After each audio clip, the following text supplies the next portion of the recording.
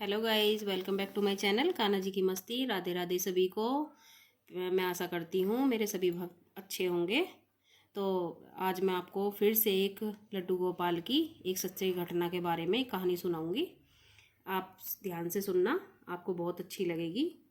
तो एक बहुत समय पुरानी बात है कि एक गांव था, उसमें दो स्त्रियां रहती थी। दोनों एक दूसरे का बहुत सहारा बन के रहती थी, क्योंकि उनके आगे पीछे कोई नहीं था। और दोनों का सहारा बड़े प्रेम भाव से रहती थी, वो दोनों एक दूसरे का सहारा बन के। लेकिन उनमें एक बात थी कि दोनों महिलाओं के, जो दोनों औरत थी ना, उनके दोनों के धर्म अलग थे। एक तो हिंदू धर्म की थी और दूसरी जैन धर्म की थी। दोनों अपने अपने धर्म के हिसाब से ही अपने अपने भगवानों की आराधना किया करती थी।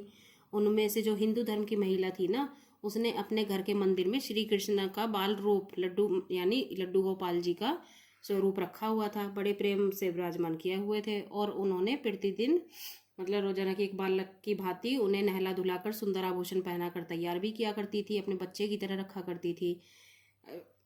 तो इसलिए वह कभी उन्हें छोड़कर कभी बाहर नहीं जाती थी, और अगर बाहर जाती थी तो उनके लिए फल और खिलौने, ये सारी चीज़ें उनको लेकर आती थी और भोग लगाती थी और उन्हें खिलाती भी थी।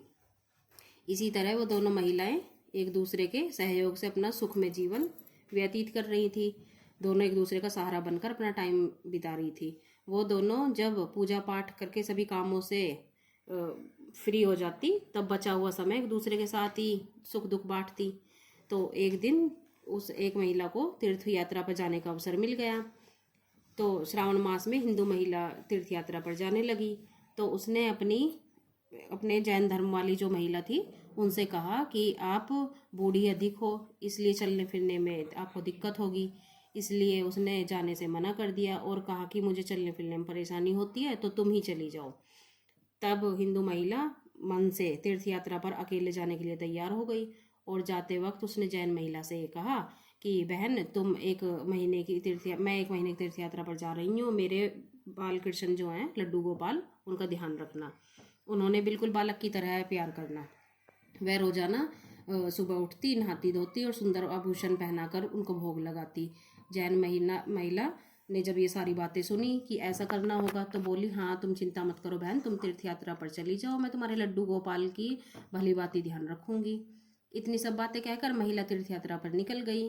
अब जैन महिला जो थी वो अपने कामों में लगी ही रहती। काम करने के बाद बड़े खुशी के साथ और उमंग के साथ सुबह उठती और रोज के नियम की तरह लड्डू गोपाल को स्नान की तैयारी कर में लग जाती। मतलब उन्हें नहलाना धुलाना, उनकी रोज की जो प्रक्रिया थी वो सब करने लगती। उसके बाद जब वो लड्डू गोपाल जी को नहलाने लगी तो उस महिला की नज़र लड्डू गोपाल के पैरों की तरफ पड़ी, जिसे देखकर तो लड्डू गोपाल के पाँव की तरफ पड़ी। अब वह उन पैरों को देखकर सैम धैम सी खड़ी रह गई कि लड्डू गोपाल के पैर तो मुड़े हुए हैं। उसे लगा कि वो पता नहीं उस पर सेवा अच्छी से नहीं हुई, उसकी वजह से लड्डू गोपाल जी के पैर मुड़ गए। उसने उसका कारण अपने आप को समझा। अब वस्त्र और जो उनका श्रृंगार करती थी वो अच्छे से, इस बात से वह सोचने लगी कि पता नहीं मुझ पे लड्डू गोपाल जी की सेवा अच्छे से नहीं हो पा रही, और वह बहुत परेशान हो गई और सोचने लगी कि मैं अपनी सहेली से क्या कहूँगी। उसने तो इतने विश्वास के साथ मुझे जिम्मेदारी दी थी और मैंने लड्डू गोपाल की देखभाल तो मुझसे हुई नहीं। वह चिंता में बैठी रही कि उसे याद आया कि उसकी सहेली ने कहा था कि लड्डू गोपाल की एक मूर्ति नहीं बल्कि जीवित होते हैं। ये एक मूर्ति ही नहीं है, बल्कि इनमें मतलब सांस होती है और जीवित होते हैं ये। बस फिर क्या था, उसने यह किया कि दिन प्रतिदिन उसके पैरों पर मालिश करने लगी लड्डू गोपाल जी के कि वह मतलब उनके पैर सीधे हो जाए। और जैसा कि श्री कृष्ण का स्वभाव है ना कि वो इतने कृपालु और दया निधान है ना हमारे प्रभु, उस बूढ़ी महिला की इस नादान भक्ति से वशीभूत होकर उन्होंने उस पर अपनी अपार कृपा लुटा दी। और एक दिन वह महिला रोज की भांति प्रातःकाल उठकर लड्डू गोपाल को नहलाने लगी, प्रबंध कर रही थी कि उसकी नज़र ना लड्डू गोपाल के पैरों पर पड़ी। लड्डू गोपाल के पैर ठीक हो गए थे और यह सब देखकर वह बूढ़ी महिला खुशी के मारे फूली न समाई और अपनी सहेली को का बेसब्री से इंतजार करने लगी कि कब आएगी और मैं उन्हें कब ये सारी बातें बताऊंगी।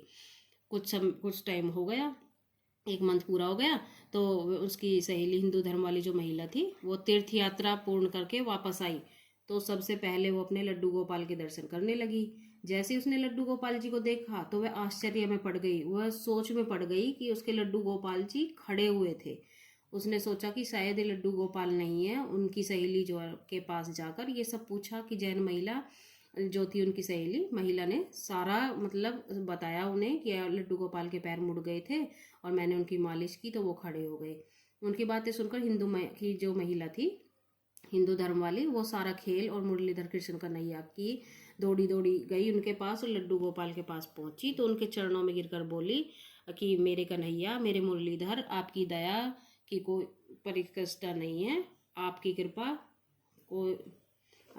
का कोई, आपने इतनी कृपा की। और फिर उस जैन धर्म वाली जो महिला थी उनसे बोली कि सहेली, तू बहुत धन्य है, तुझ पर तो श्री कृष्ण जी की ऐसी कृपा है कि कोई भी चीज कभी सोच भी नहीं सकता कि तूने नहीं पता कि हमारे लड्डू गोपाल के पाँव तो ऐसे ही थे जैसे मैं उन्हें मुड़े हुए छोड़कर गई थी, क्योंकि उनका ये जो बाल स्वरूप बैठी हुई जो स्थिति में है ना, वो उनका मुड़े हुए पैरों वाला ही है। लेकिन तेरी जो भक्ति है, उस भक्ति के कारण तूने कृष्ण जी के पैरों का स्वरूप ही बदल दिया और उन्हें सीधा खड़ा कर दिया मालिश करने के बाद। तो भक्तों, हमारे श्री कृष्ण जी ऐसे ही हैं, हमारे प्यारे लड्डू गोपाल जी। इस कहानी को उम्मीद करती हूँ कि आपको सुनने में बहुत अच्छी लगी होगी। एक सच्ची घटना है। तो दूसरी कहानी के लिए ऐसी दूसरी कहानी मैं आपको सुनाने के लिए लेकर आऊँगी। राधे राधे सभी भक्तों को।